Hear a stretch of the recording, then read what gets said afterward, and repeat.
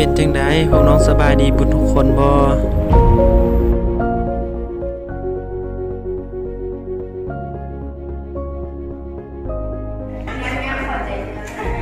เฮ็ดจ้าไปทั้งห้องแน่เอ้าน้องเป็นมาใส่แค่ปีหน้าเหรอรถน้องเอจ้ะเอ้าเอามาทุกวันให้งานไปทำเลย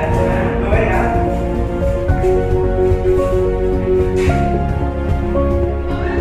อันนี้เอามาต้อนเอาเกี่ยวกับข้อที่สองเนี่ยคือกระบวนการติดเปียกแล้วก็ติดเปียกก็คืออาจารย์นะครับผมมองว่าเฮามักความเห็นอยู่แสดงเกี่ยวกับกระบวนการนี้นี่รายการเราต่อกระบวนการติดเปียกในคนติดเปียกตามน้องที่เคยเห็นในชีวิตประจำวันหรือคือไปบวชครับว่านำน้องมาเวลาเขานำคนไปบวชมันจะบ่ติดแต่ว่ากระบวนการที่ติดก็คือถ้าเอานำคนใส่กับวัตถุอื่นๆโดยจะเป็นไม้ติดยีดต่างๆเช่นว่าติดเอาใส่เอาน้องอื่นเลย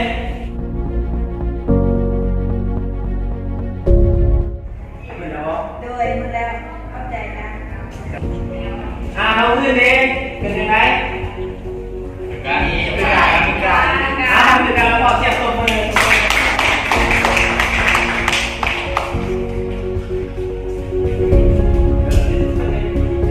วันนี้เราจะเอาสักนิดก็เนาะเพราะว่าอาจารย์การถ่ายเรียกเนี่ยขอเชิญครับเชิญผมรับก่อน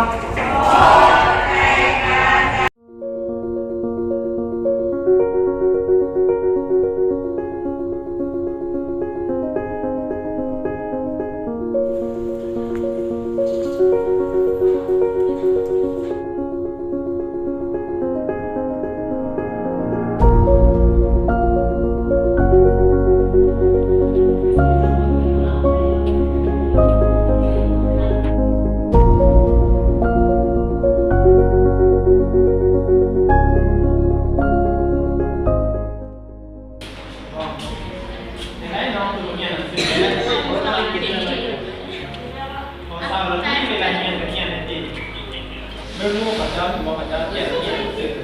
ตัวเองนี่จะเกณฑ์มันคือที่ว่าเดี๋ยวเราเด็กกันแล้วเฮียนะยามมาเลยสุดท้าย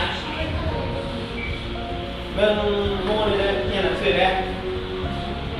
อาจารย์ไปถึงห้องกัน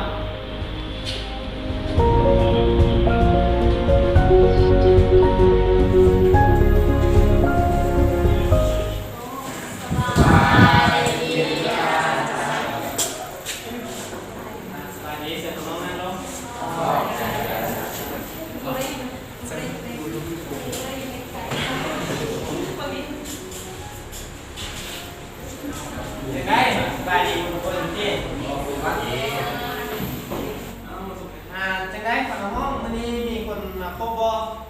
ขาดอาจารย์ขาดคนนึงขาดเท่าไหร่ล่ะถ้าสปอร์ตไปนะน้องวันติดตามนะเพราะว่าสปอร์ตมันเป็นอย่างติดตามไม่ได้แต่ผมช่วงเราไป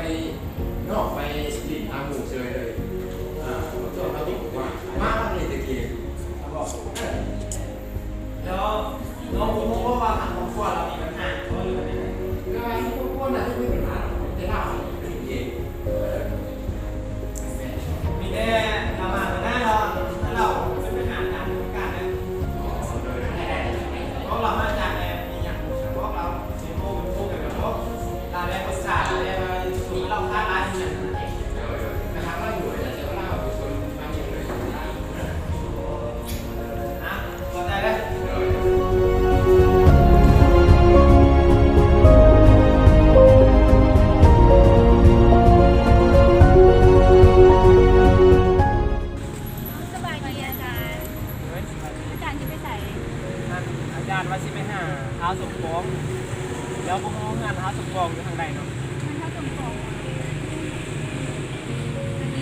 ทางที่แหละอาจารย์ ไปทางนี้ป่ะ โดย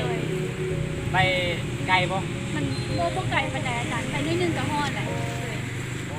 โดยฉะนั้นอาจารย์ไปหาสมปองก่อน โดย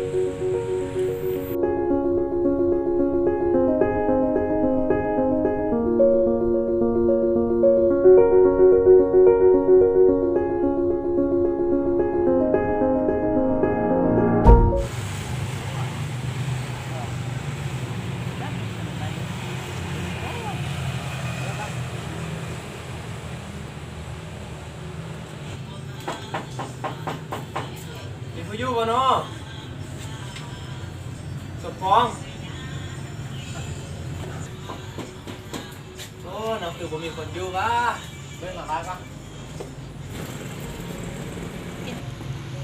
สมปอง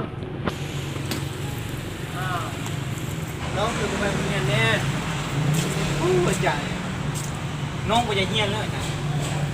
เป็นหยังคือบ่อยากเรียนโอ้อาจารย์เลย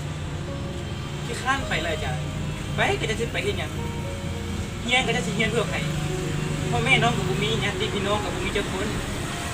เฮ็ดเวียกเฮ็ดแล้วก็ได้เลยแค่น้องเฮียนไปน่ะจักเมื่อใดจะสิได้เงินแถมเฮียนจบไปแล้วยังสิไปสอบเวียกเฮ็ดอีกสอบเอาเวียกกับเขามายากเพื่อสิได้บ่เฮ็ดเวียกกรรมกรเฮ็ดสิใส่เพิ่นก็หักเบิดโอ้ยสมปองเอ้ยน้องเว้าแนวนั้นน่ะมันก็แม่นอยู่ตามความคิดของน้องเนาะถ้าหากว่าเวลาน้องเฮาแก้ไปเด้บัดนี้บ่ได้สิเป็นผู้เบิ่งแย่งน้องแล้วอีกอย่างเนาะน้องก็อยู่คนเดียวนะเฮาแก้มาสิเอาเงินใช้ไปซื้อกินเพราะว่าเฮาเก็บบ่ได้แล้วน่ะน้องเพิ่นรู้ตามอาจารย์คิดว่านี่ถ้าว่าน้องเนาะเรียนไปหลังจากเรียนจบแล้วไปสอบหาเวียกเฮ็ดแล้วน่ะเราได้เฮ็ดเวียกทำภาคทำรัฐแม่นบ่เดี๋ยวเวลาที่เอาเข้าแก้ไปน่ะภาครัฐเป็นจังไดเบิ่งแย่งเขาอยู่อีกอย่างเนาะถึงว่าเงินเดือนของภาครัฐเนาะบ่หลายแต่ว่าในเขาเจ้าก็จะมีนโยบายต่างๆเฮาอีกได้เพราะว่าเวลาเราเข้าแก้ไปสิเขาก็จะมีเงินให้เราอีกตึ้มหลายจะไหนกันเล่นนนท์กลับไปกินด้วยถัดจากนั้นอาจารย์กสิกรรมก็มีแต่ให้น้องกลับไปพิจารณาตัวเองมาเดี๋ยวทางดีๆให้อาจารย์ก็ยักให้น้องมันกลับไปทำไปเนี่ยนะถ้าน้องไปกินเพิ่มเลยแล้วก็ถ้าว่ากินได้แล้วก็ให้กลับไปทำไปเนี่ยนะฉะนั้นอาจารย์กลับก่อนเด้อเลย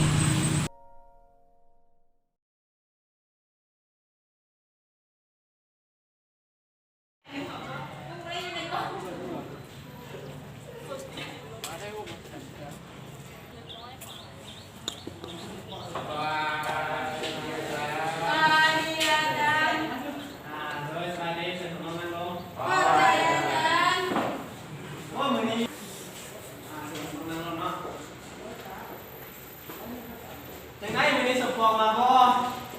ผมว่าอาจารย์ อีกแล้ว โอ้จังไงเราสมปองนี่สิจบอยู่บ่เจ้า จังหวะแต่ต้องใช้ท่านเกมพุ่นล่ะ คันเนาะยังทันเกมตลอดอาจารย์ครับโอ้ยอาจารย์ไปคิดหนักได้ของน้องบ่แม่นอาจารย์อาจารย์ก็นักใจในการที่เห็นรู้จิตตัวเองเป็นจังซี่แล้วบ่ไหวยอมเฮ็ดจักแล้วห้องแดงไปไหนสุดบ่มาเนี่ยแต่ละมื้อน่ะส่งเสียโอ้โหเวลาเรียกตัดมือเลยโอ้ยน้องฟ้าวอยากน้องฟ้าวมาเดี๋ยวเข้า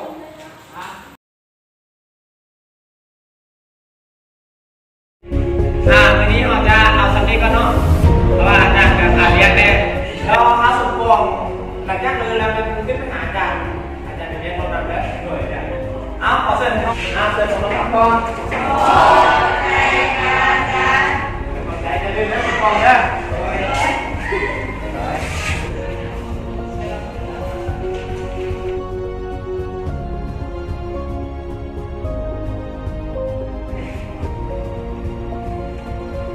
อาจารย์มีอย่างบอกสบาย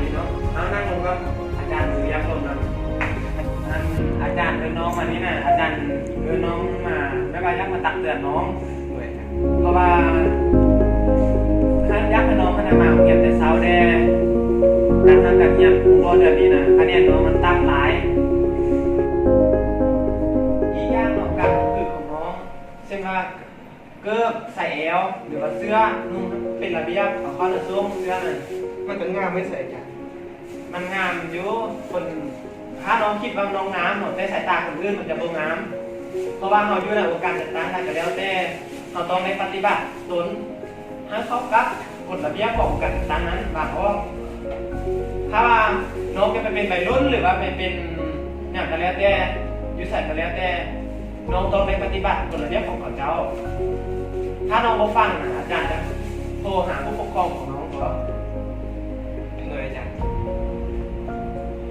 อาจารย์คิดว่าสิ่งที่อาจารย์เล่ามานี้อาจารย์คิดว่าน้องน่ะจะปฏิบัติตนได้ โดยน้องจะพยายามจะเลยอาจารย์ โดยการมีแต่อาจารย์ก็มีแต่ตักเตือนอย่างนั้นหรอกครับอาจารย์ก็บ่มีอย่างไรมันก็มีแต่ขอให้น้องมันปฏิบัติตนให้ได้ตามมูเรื่องของเขาให้มันเป็นคนดีของสังคมนะ โดยอาจารย์ เชิญน้องพักผ่อน มีให้ยืนจริงอ่ะ ใช่ไหม น้องกับบริษัท พยายามเด้อ โดย ทุกอย่างเป็นระเบียบมาเขียนแต่เช้าได้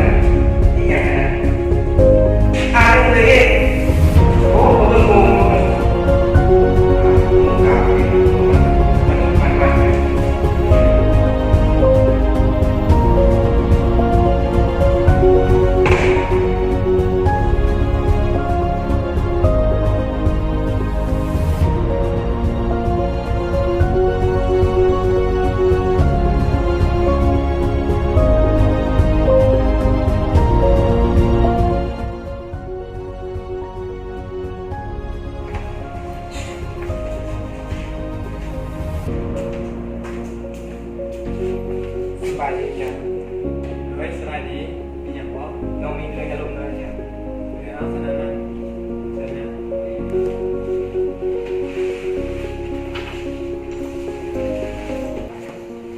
น้องมีอย่างวะ น้องอยากมาขอบใจอาจารย์สำหรับคำแนะนำของอาจารย์ที่มีให้น้องให้น้องได้กลับเป็นคนดีอีกครั้งหนึ่งต่อไปนี้น้องได้ตั้งใจทำเฮียนและมาเฮียนทันมูลทันเวลาพร้อมทั้งแต่งกายในระเบียบ เฮ้ยก็อาจารย์ก็ดีจะนะบางทีน้องนะปรับเปลี่ยนตัวเองให้มาเป็นคนดี เพราะว่าการตักเตือนของครูเนาะตักเตือนนักเรียนเป็นเพื่อว่าอยากให้นักเรียนอยากให้ลูกศิษย์ของตัวเองนั้นเป็นคนดีอยู่ในสังคม โดยขอบใจหลายๆอาจารย์ที่อาจารย์ให้คำแนะนำและชี้ทิศยังทางให้แก่น้อง โดยฉะนั้นน้องขอกลับก่อนเลยอาจารย์นะ โดยขอบใจหลายๆ น้องจะฟังกับพี่ไป อาจารย์ก็ดีใจนำเรื่องที่น้องปฏิบัติตนเองได้